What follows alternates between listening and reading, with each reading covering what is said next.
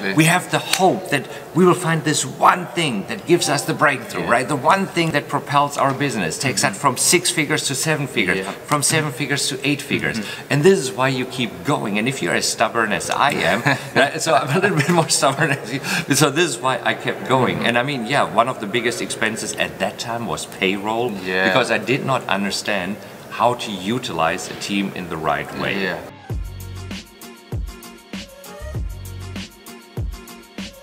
Hello and welcome to another edition of the Business Owner Elevation Podcast, and it's Leon Street in the house, and I've got an absolute amazing guest, and I'm going to let him introduce himself because I don't want to mess up his name, because and we're going to get into more of this in a moment. But first of all, Markus, welcome to the show, but please tell them your full name, who you are, and the business that you work in. All right, fantastic. Yes, so I'm Markus Heitkoetter. My company is Rockwell Trading. I teach people how to trade stocks and options. And you probably hear the accent. So right now I'm living in Austin, Texas, but originally I am from Germany. I like to say that I'm from East Texas, but nobody really believes it. So I'll give it away. It's a German accent that you're hearing. So guys, the reason why I've got Markus on the show is that, first of all, he's a really amazing entrepreneur. And I came across Markus about a year ago at a planning session with Todd Brown. I think it was in, where was it, West Palm Beach? West Palm Beach, yeah. Beautiful. And I remember just being sat there and, you know, Todd was giving great content, and then this guy stands up. He's got this thing about he likes to move. I've noticed that he doesn't like to be fixed in one place. And so Markus gets up, and then Todd's talking about something, and then the topic's related to something that Markus is very familiar with, and he kind of jumps in a really cool way. And then he talks about some of the things that he's doing in his business, and especially what Todd focuses on, which is knowing the numbers. And when Markus went through all the things that he was doing with split testing, we're doing this, we're doing that, we've tried this, we tested this, we've looked at continuity, memberships, and then we realized that actually we can just do this by bundling all of the kind of monthly prices into one fixed price, and then actually offering a payment plan, which is, when you get to the kind of the psychology of it all, it's awesome. And that was the first thing that triggered to me. And then more recently, I was speaking with Markus, and I'm sure we're going to dive deeper into this, about some of the new things he's doing with offline events to complement the successes that he's gained with his online marketing. And honestly, guys, it's phenomenal. I'm blown away. And he's opened up, there's some things that when you get into marketing and you see people doing stuff, but you're trying to connect the missing dots, it's like a paint by numbers picture. Right. Markus is the guy who connects the dots. Thanks, man. So, first of all, what I'd like you to do is just give us a kind of whistle-stop tour of your kind of bio, yeah, so people understand where you've come from and up until now. And then what we're going to dive into is probably more of your area of expertise and, you know, how people can learn from you. Is that all right? Right. Good, okay. Good. So, over to you, Markus. You see, I was always fascinated by trading. In fact, I did my first trade when I was still in high school. Wow. Do we have a minute to tell the story? Yeah. Okay. So you see, in high school, I was back in Germany, and this is where if you wanted to open an account, you had to go to a bank. It was 1989. Yes, I'm that old. Anyhow, so... I was 9. I was a bit older. Okay, so 1989, I'm going to a bank in Germany to open an account with all of my disposable income. This was 50 Deutschmark. Wow. I mean, like 50 pound or even less these days, right? So anyhow, I went to the banker and said, I want to open the account. And he said, with that? And I said, yes, please, open an account. Anyhow, so he did it, and now he said, okay, what stock do you want to buy? And I thought, oh my gosh, okay, what? And I asked him, what stock can I buy? Great way to select a stock, right? Anyhow, so he said, you can buy VW. Volkswagen. Okay, and so about 1 share of Volkswagen. I was so excited. So next day in school, right? So in school during the first recess break, I ran to a payphone, right? Inserted my 20 cents and then called the banker and said, how is our stock doing? And he said, well, we're now up to 50 Deutschmark and 20 cents. I said, yes, of course. So second recess break, I called him again and said, how are we doing right now? And he said, well, we're now at 50 Deutschmark and 30 cents. I thought, trading is so easy. I knew it. So as soon as I got home, I called him again and said, how are we doing right now? Where did we close? And he said, well, we closed at 50 Deutschmark and 40 cents. And I said, knew it. Wow. It worked, right? So anyhow, next day, same thing. I called him during the first recess break, second recess break, third recess break. And then the next day, on my 7th call to the banker, this is when I said, Markus, out of curiosity, how much money do you want to make on this stock? And I said, well, if I could make 10 Deutschmark on this stock, right? I mean, this would be 20%. So I said, okay, I want to make 10 Deutschmark. And he said, done deal. Come to my office, I'll give you the 10 Deutschmark, but stop calling me, right? So this was my first trade, profitable trade. I got this. Well, I quickly realized it's not a sustainable trading strategy. So I went to college, right? I got a job at IBM, so I advanced very quickly on the corporate ladder. But then I got burned out. So this is where I was working 50, 60, 70 hours a week for somebody else.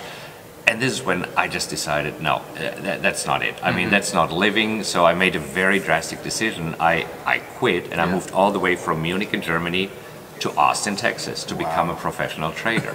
So this is how it all started. And this was in 2002, how it started as a trader.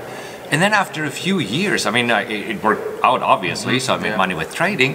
So I got fancier cars, I got some toys, I got a boat, I got a Harley Davidson. So neighbors and friends started asking, what do you do for a living? And I said, I'm a trader, right? I said, ooh, can we see? I said, come on over, I'll show you. I invited them to my house and showed everything on my screens. And this is when more and more people came to my house and I couldn't really focus on trading. So in 2005, oh my gosh, it's now 12 years ago, we set up the first website together with my brother and my best friend. And so it was like the story in Field of Dreams. Do you guys know the story? If you build it, they will come, right? So we built the website and we thought, oh my gosh, we will be widely successful. Nobody came. No, I mean crickets, right? And so nothing happened until the day when a company called Collective 2, they're evaluating trading systems. They're like a consumer report for trading systems.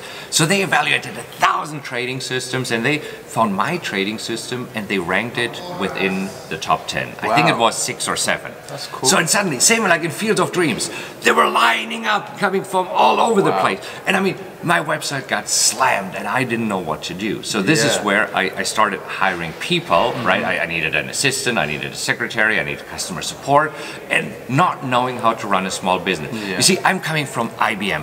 At IBM, oh my gosh, you have somebody for everything, okay? You do not only have an assistant, you have a secretary, you have somebody who does your travel, you have somebody who does the project management, who has somebody who does the project reports. I mean, so when you come from... You have people who clean the toilets as well, I'm right? Oh my gosh, so bookkeeping, everything, and when you run a small business and you have to do it all yourself, suddenly you're standing there and say, what the heck is going on? So within the first year, I was $250,000 in debt. And this is when I said, okay, well, this business idea is probably not a good idea. So it took me a while before I really figured it out. And you see, for me, it was 2014, so 3 years ago, when I was looking at this business, that was limping along when I said, you know what? Fuck this. I mean, sorry, go big or go home, right? And this is when I decided to really learn about online marketing because I know my stuff is really good. And so I want people to know what I'm doing. I want to show them that there is an easy way to trade. And this is where I said, I need to do this, learning how to grow a business. So in the same way as I learned how to trade, I now acquired the skill of running a business. Wow, what a story. So my next question really is just to dive into a bit of that story. So just for, you know, the entrepreneurs, the business owners watching this interview right now, could you just give us a quick breakdown of what trading is so they understand? Because it's like you invested 50 Deutschmarks and then there's money being added to this and it's like a magician is somehow adding money to your investment. But if you could just explain it in layman's terms what you do as you know, stock trading. A trader, You see, there's a difference between trading and investing. When you're investing, you're right now buying a stock because you like it, like Tesla or Amazon, and you hold it for a long time, hoping that it continues to go up. When you're trading, it is more active. So there, you don't look at the fundamentals of the stock, you just look at technical indicators. Because you don't want to get attached to a stock. So you're just looking at it if it has a potential to go up just a little bit. That's enough. So you get in and out quickly. And you see, it's the difference about being on the Titanic, right? Or being in a speedboat zipping around. So that's what trading is. You're just more active. And every day for 15 minutes, you look at your positions, you see what the market is doing, and then you adjust your position. So you're just a little bit more active. So when you're trading, are you looking at any specific markets or industries, or is it kind of just what's hot now?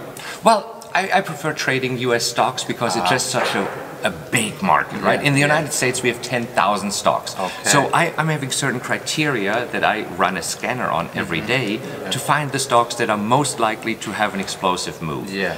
And that is the only reason why I trade US stocks, because there are just so many to choose from. Okay. Now we're getting cooking, guys. Okay, so that really makes sense to me. And I think, you know, just some of the lessons that you picked up on, you know, you come from this corporate background, and, you know, a lot of people, especially me, I was in the public sector working for a university. I had like a team of 12 people who I managed as my development team. And it's like you say, you move into your own business, and then it's kind of like you realize that actually you've got to do everything, and if you can't do everything, you've got to bring people in. And obviously you went through, you know, this experience, and you ended up with a pretty huge debt. You know, you said 250,000, and like for some of you watching, you might be thinking, well, how the heck does that happen? And you know, it happened to me. I had a business that didn't really work out too well, and before I knew it, I was nearly 40,000 in debt, and at the time, I was hedging my bets. I was risking a few things, thinking, oh, it will pay off. We'll do this, that, and the other. And you know, before you know it, guys, it happens. And it's not that you want to create it, but it happens. And I think you'll probably agree, Marcus, that also is the making of you. In the sense, oh yeah, absolutely. Because you see, that's a fascinating thing. You never know what works. I mean, you're going to marketing conferences, you're getting courses, you're reading books, and it all sounds great, right? And then you try it in your business and your industry. You see, it doesn't work. But you see, the reason why I went so deep in debt, it's the hope. I mean, as an entrepreneur, that's what drives us in the morning. We have the hope that we will find this one thing that gives us the breakthrough, right? The one thing that propels our business, takes that from 6 figures to 7 figures, from 7 figures to 8 figures. And this is why you keep going. And if you're as stubborn as I am, right? So I'm a little bit more stubborn as you, so this is why I kept going. And I mean, one of the biggest expenses at that time was payroll, because I did not understand how to utilize a team in the right way. It's funny he says that, actually, because it was a similar thing for me. Right? Because you think, you know, all these people, and then they're sitting there looking at you and say, what do we do now? Right? And you say, okay, let's try this. Well, that doesn't work. Okay, let's try this. And you're just so enthusiastic, and at some point your team is not as motivated anymore. I mean, they are in the beginning, but then they also see, where's the success? You're right. And I think that's an important thing. So, you know, the thing that what I picked up on earlier, guys, is that Markus has been very successful, and you know, some of the things that he does that the average business owner doesn't do, and I'll state that for a fact. And you know, we all excel in different areas, but you know, with Markus, I believe that actually he's encapsulated a specific set of skills that I believe have been able to drive his success, and consistency is what I'm feeling, and actually seeing, just, you know, having met you a year ago and then seeing the growth that has happened in this recent year. So Markus, you do over 7 figures. You know, you're very successful, and I love the approach that you take. Now, for any business owners watching right now, our community, Elevation Nation, what would be the 3 key things that you would advise them to do to take their business to the next level? The 3 key things. The first one would probably be what we learned here at Todd Brown. When everybody zigs, you zag, right? So this is one of the things that I noticed in my industry. Everybody is doing, for example, webinars, right? I mean, this is a huge thing right now because it's hot and everybody's doing webinars. And so from a customer perspective, when a customer receives an email, hey, you want to come to the webinar? They already know, oh my gosh, it's a pitch and I'm being pitched $1,000 or $2,000 product. So this is why I decided to do something different. As an example, instead of doing a one-off webinar where I pitch, every morning I'm doing a coffee with Markus. So it's only 20 minutes. It's a webinar, 20 minutes, but it's really like, hey, we have a coffee together, like we have right now, and we talk, right? It's just online. And I say, ask me any questions. And it's 20 minutes, and instead of hard pitching, I'm developing a relationship. I mean, I'm saying what I do. So, and then if you want to know how to do it, this is when you can invest in my courses. And people love it because you're not doing the hard sell. So I think this would be key number 1. Just be different. Do it differently, and don't be afraid. And see, this is why I once heard the saying, be a pioneer, and pioneers either put their claim in the ground, right? The stake in the ground, and claim all this land, or they get shot in the chest with an arrow, right? And I mean, I'm fine. That's me. I'm willing to take risks. It's from the Wild West in Texas. Yeah, but you gotta be willing to take risks. Absolutely. Yeah? And this is the second thing I want to say, taking risks, because obviously going from the typical webinar model to do something different, it is a risk. Absolutely. Yeah, and it might not pay off, but you got to be quick to adapt and just see what works, what doesn't work. Yeah, I mean, so I'm never stuck to one thing for too long. You want to give it some time, a few weeks, to see if it works. But if it doesn't work, exit and move on to the next one. Speed. Yeah, that's the other thing. You're absolutely right. Yeah, money loves speed, right? I mean, the quicker you implement, and that's the third key I want to say is just taking action. Awesome. Because yes, you can sit there and think, well, how would this campaign work out, and just think it on paper to death. You know what? Just run some traffic to it, and you'll see how they respond. All right? I mean, this is where you see, does the campaign really, is it a home run, or do you need to tweak it? You cannot plan everything, so it's so much easier to just take action, do it, see if it works. And combined with the other, like taking risks, I mean, these are the three things that worked well for me. I want to say this is what helps to get my business. I like everything that Markus has said, because you know, there's a lot in there that we can all take from in terms of being different, you know, like you say, you know, taking risks and then taking the action. And you know, guys, we've learned this more so, I'd say, this weekend as well, because Todd has spoken more about being different, and what Markus has actually shown you is actually really being different, and that's the key. Don't just think I'm being different a little bit, and you know, you're trying. Actually, Markus has gone from doing webinars to then saying actually coffee with Markus, and it's his take on it, and I like that, because sometimes you use the same language as everybody else. Oh, I'm doing a webinar, is anybody interested? Or I'm creating a new funnel, you know, or I offer funnels for people, or I offer Facebook ads for people, and before you know it, you're in the sea of sameness. You're in that kind of, not the blue ocean, but the red ocean, where the sharks are, and you know, everybody's getting eaten alive. And I think that's an important thing. Now, what I want to do next really is just understand from your perspective, Markus, if you're going to recommend maybe a resource, a book, maybe an audio book, or something that you'd say to our guys to probably read, listen to, or watch, what would that be?